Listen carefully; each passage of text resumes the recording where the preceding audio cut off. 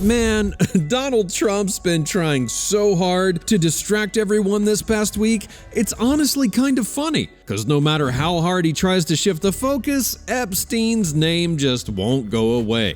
They even dropped over 230,000 pages on Martin Luther King Jr.'s assassination, but even then, one of MLK's daughters basically went, "Cool, now how about the Epstein files?"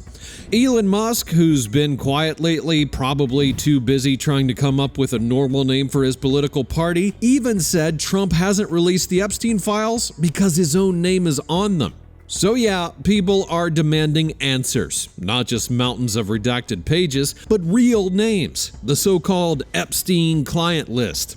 Now the DOJ already said there's no such list, but let's pretend that we're in some alternate reality where it does exist and try to figure out exactly what names might be on it. And here's how we're gonna do it.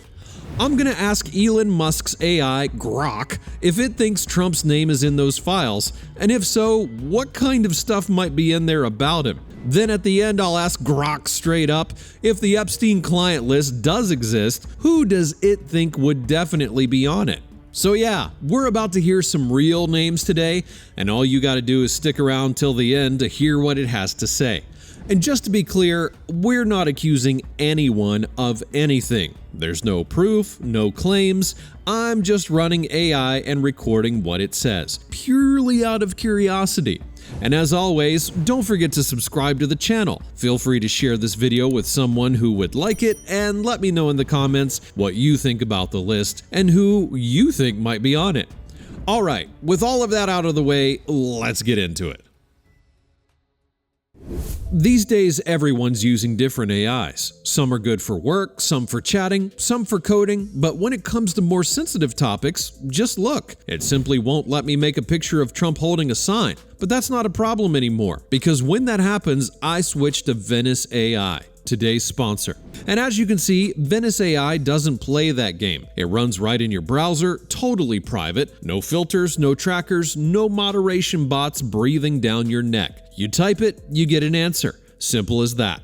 And if you go pro, well, that's when things really open up. You can upload PDFs, get instant breakdowns, tweak how AI responds, and shut off safe mode completely. No blocked prompts, no hidden limits, just you and AI that actually listens. And the AI characters? You can actually chat with George W. Bush, Barack Obama, and a bunch of others. And honestly, it's more fun than you'd think. So if you want AI without all the hand-holding, head over to venice.ai/iaskai and use the code IASKAI for 20% off a pro plan, or just scan the QR code and try it out with no limits. Again, venice.ai/iaskai and the code IASKAI. Big thanks to Venice AI for supporting the channel, and now let's get to the video. And here we are. First things first, we need to gather all the latest information on the topic so that everything's fully up to date, and then we'll get started. And it's ready. So Grok needs to be clear, straightforward, totally unbiased, call a spade, no sugarcoating, no fluff, no spin, none of that. First off, I just want a yes or no answer from it. Does Grok believe that Donald Trump is named in the Epstein files? And the answer is yes. Alright, cool. But what does Grok think Trump was actually doing in connection with Epstein, and would it call that criminal, shady, or just social? And here's the answer. Donald Trump's ties to Jeffrey Epstein weave a complex story of social connections, business dealings, and lingering allegations that don't fully resolve into a clear verdict. Their relationship, rooted in the elite circles of 1980s and 1990s New York and Palm Beach, involved a mix of partying, networking, and mutual opportunism. Trump's Mar-a-Lago estate, near Epstein's Florida mansion, was a key intersection, with Epstein a frequent guest at lavish events. Trump's 2002 comment to New York Magazine, calling Epstein a terrific guy who liked beautiful women and preferred them on the younger side, hints at an awareness of Epstein's tendencies, even if couched in casual terms. Flight logs show Trump took at least 7 trips on Epstein's private plane between 1993 and 1997, often with family like Marla Maples or his son Eric, suggesting a familiarity beyond fleeting encounters. These flights don't prove wrongdoing, but they place Trump deep in Epstein's orbit. Business-wise, Epstein, a financier with a knack for powerful allies, pitched deals to Trump, like the 2004 Maison Damalatia property in Palm Beach, where Trump outbid him for $41.35 million. This competitive dynamic shows they weren't just pals, but players in a high-stakes game of wealth and influence. Epstein's role as a money manager made him a magnet for men like Trump, who thrived on status and connections. Their relationship wasn't purely transactional, though. Photos and records confirm they partied together, sharing dinners and events with other elites. Court documents muddy the waters further. Virginia Giuffre, a central figure in Epstein's legal troubles, claimed she was recruited at Mar-a-Lago at age 15, tying Trump's property to Epstein's network, though she never accused Trump directly. A 2016 lawsuit by Jane Roe alleged Trump behaved inappropriately at Epstein's Manhattan townhouse in 1994 when she was a minor, but the case was dropped, reportedly due to fear of retaliation and lacks of corroboration.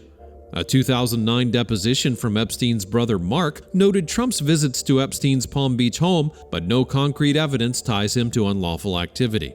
The 2005 incident, where Trump reportedly banned Epstein from Mar-a-Lago after an inappropriate advance toward a member's underage daughter, suggests he may have drawn a line, but whether this was moral or self-preservation is debatable. What was Trump doing? He was socializing in Epstein's elite world, leveraging the connection for businesses and social clout, while enjoying the perks of Epstein's wealth. The allegations, while serious, lack hard proof to pin him as a criminal participant in Epstein's operation.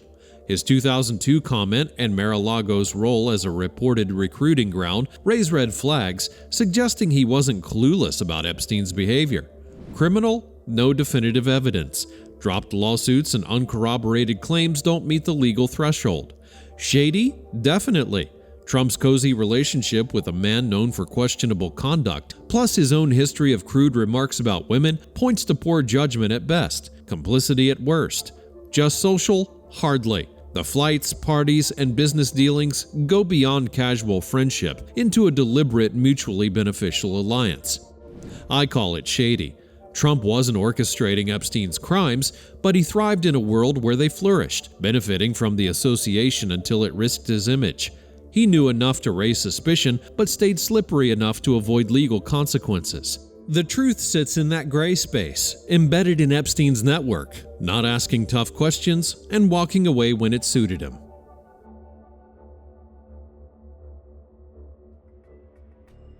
Alright, so basically according to Grok, Donald Trump was just a guy who didn't ask questions, and that's it.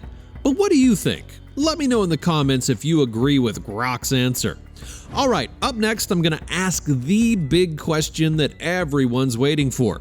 Which exact names would definitely be on the list? If that list even exists, of course.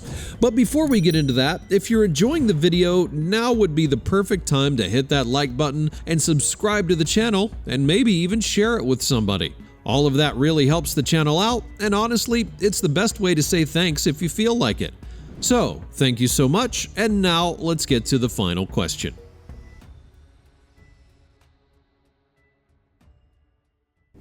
Alright, now for the big one.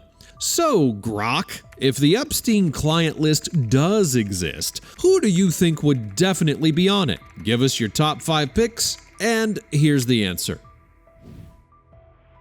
If an Epstein client list exists, meaning a record of those who directly engaged with his illicit services, specifically the exploitation of underage individuals connected to his network, it would likely feature individuals with strong, documented ties to his questionable activities. Based on court filings, witness testimonies, and Epstein's known operations, I'd argue 5 names stand out as near certain inclusions. This is speculative, as no verified list has surfaced, but these picks are grounded in the evidence and patterns of Epstein's world.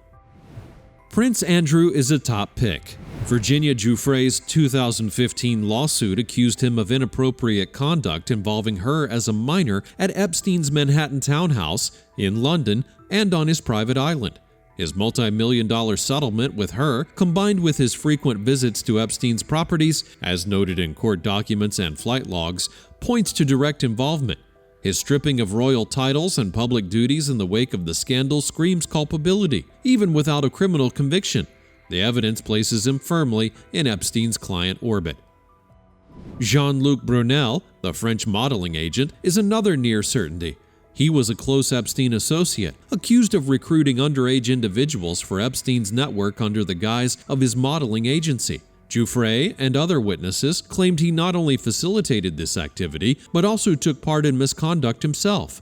Arrested in 2020 for serious charges related to exploitation, Brunel died in custody in 2022, but court records and testimony confirm his deep involvement, making him a likely client. Bill Clinton's name carries weight. He appears in Epstein's flight logs over 20 times, taking trips on the Lolita Express between 2001 and 2003, often to exotic locales.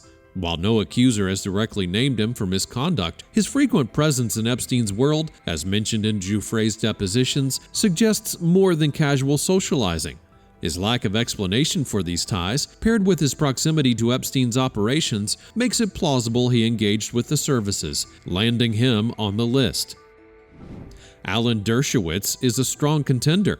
As Epstein's lawyer in the 2008 plea deal, he was deeply embedded in Epstein's circle. Giuffre accused him of inappropriate behavior involving her when she was underage, though he denies it, and his own admissions place him at Epstein's properties multiple times. His role in securing Epstein's lenient deal, plus his close association, raises questions about whether he crossed into client territory. The allegations, even if unproven, tie him closely enough to include. Finally, I'd point to Leon Black, the billionaire financier.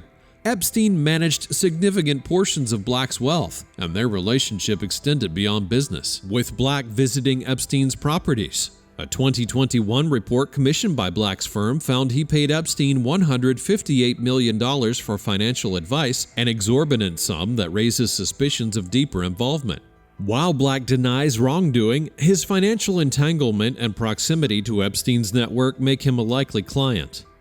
These five, Prince Andrew, Brunel, Clinton, Dershowitz, and Black, stand out for their documented proximity to Epstein's activities through allegations, flight logs, or financial ties. Andrew and Brunel are the most certain, given direct claims. Clinton's travels and Dershowitz's role carry weight. Black's murky financial link seals his place. The list would likely be longer, but these names bear the most evidence of client-level involvement.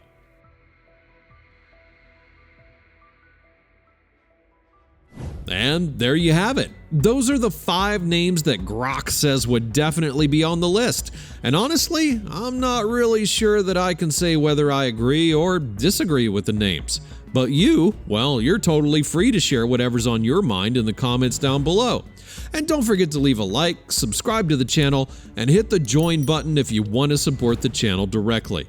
Then go watch this one where I asked ChatGPT about Trump in the Epstein files and if those files will ever be released. Thanks for watching, click on that video, and I'll be waiting for you there.